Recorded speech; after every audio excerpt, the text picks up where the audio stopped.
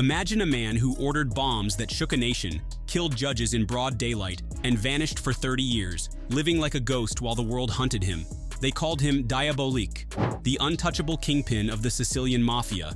In January 2023, he walked into a clinic under a fake name, and the chase was over. This is the story of Matteo Messina Denaro, the last godfather of Cosa Nostra. Stay tuned. Early life. Welcome back to the channel, where we dive into the shadows of crime's biggest names. No faces, just stories. Hit that subscribe button if you're new here. We've got a wild one today. Matteo Messina Denaro wasn't born a legend. Born April 26, 1962, in Castelvetrano, Sicily, he grew up in a dusty town steeped in Mafia tradition.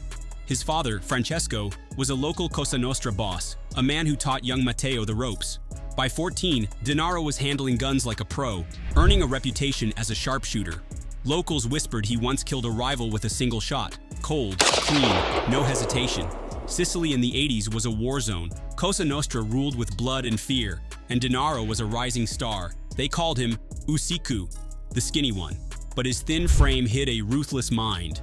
He loved fast cars, designer suits, and women, living like a playboy while learning the family trade. Little did anyone know, this small-town kid would become Italy's most wanted man for 3 decades. Rise in the Mafia and the bombings. By the late 80s, Denaro was no longer just a soldier. He was a trusted lieutenant under Salvatore Toto Riina, the boss of bosses. Riina wanted war against Italy's crackdown on the Mafia, and Denaro was his weapon. In 1992, everything changed. On May 23rd, a massive bomb ripped through a highway near Palermo. Judge Giovanni Falcone, Italy's top mafia hunter, was dead, along with his wife and bodyguards.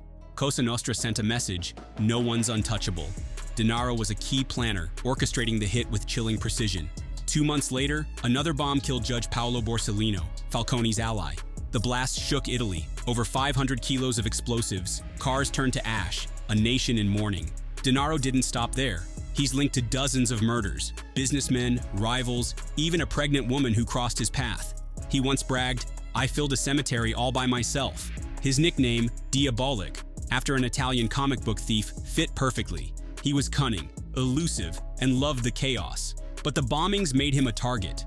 In 1993, Riina was arrested, and Denaro vanished. Police raided his hideouts, found nothing but coded notes and a trail gone cold. For 30 years, he'd outsmart the world. Life on the run.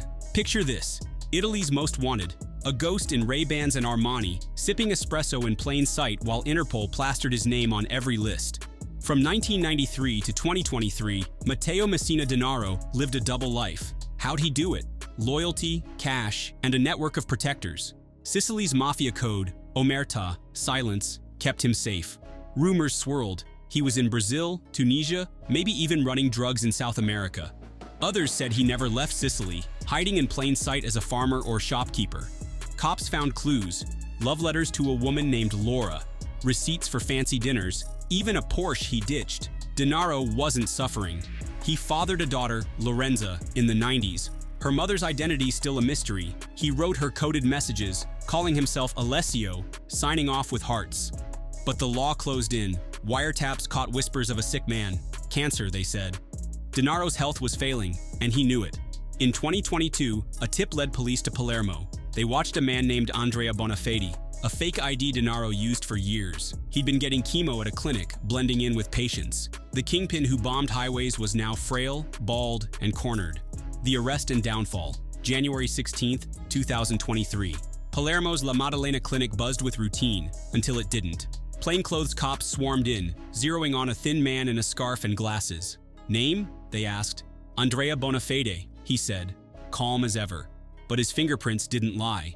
After 30 years, Matteo Messina Denaro was caught, not in a shootout, but waiting for a checkup. The crowd outside cheered as he was led away, smirking under his cap. Italy erupted. Relief, anger, disbelief. The man behind the 92 bombings, the last big name of Cosa Nostra's golden age, was done. In custody, he stayed silent, refusing to snitch.